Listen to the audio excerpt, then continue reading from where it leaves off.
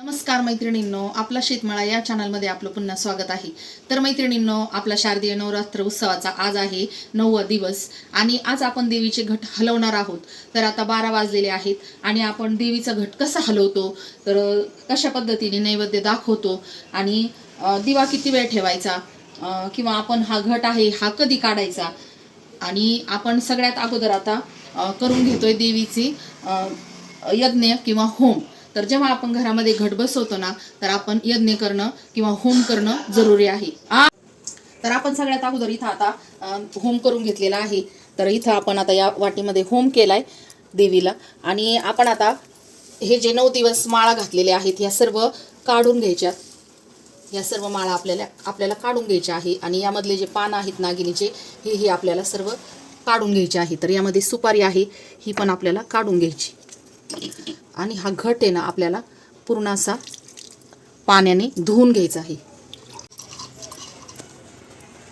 तर अशा पद्धतीने हा घट आपल्याला पाण्याने धुवून घ्यायचा आहे आणि घट पुन्हा आपल्याला यामध्ये ठेवायचं आहे। घट पुन्हा यामध्ये ठेवल्यानंतर आपल्याला घटामध्ये टाकायचं आहे थोडंसं दूध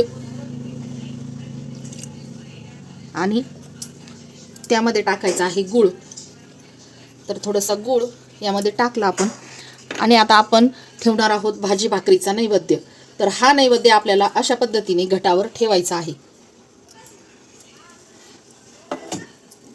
आणि आपल्याला आज दिवसभर सुरू ठेवायचा आहे, रात्रभर सुरू ठेवायचा आहे। उद्या आहे दसरा, तर दसऱ्याच्या दिवशी आपल्याला हा घट काढायचा आहे। तर त्यामुळं आपल्याला हा दिवा सुरू ठेवायचा आहे, म्हणून या दिव्यामध्ये अजून आपल्याला थोडंसं तेल टाकायचं आहे, रात्र आणि दिवस जाईन एवढं। मैत्रिणींनो, अशा पद्धतीने आपण आता घट हलवलेला आहे। तर आता घट हलवल्यानंतर आपल्याला संध्याकाळपर्यंत कधीही उपवास सोडला नवरात्रीचा तरीही चालतो। तर भाजी भाकरीचा नैवेद्यही आपण देवीला दाखवलेला आहे आणि भाजी भाकरी खाऊन आपणही उपवास सोडायचा आहे। तर चला, व्हिडिओ कसा वाटला हे कमेंटमध्ये नक्की सांगा। आवडल्यास लाईक, शेअर आणि सबस्क्राईब करायला विसरू नका आणि अजून काही शंका असतील तर नक्की कमेंट करा। चला तर भेटूया पुन्हा। देवीची आरती करून या उपवासाची समाप्ती करूया आणि त्यानंतर भाजी भाकरीचा नैवेद्य ग्रहण करून आणि या उपवासाची समाप्ती करूया। चला तर भेटूया पुन्हा।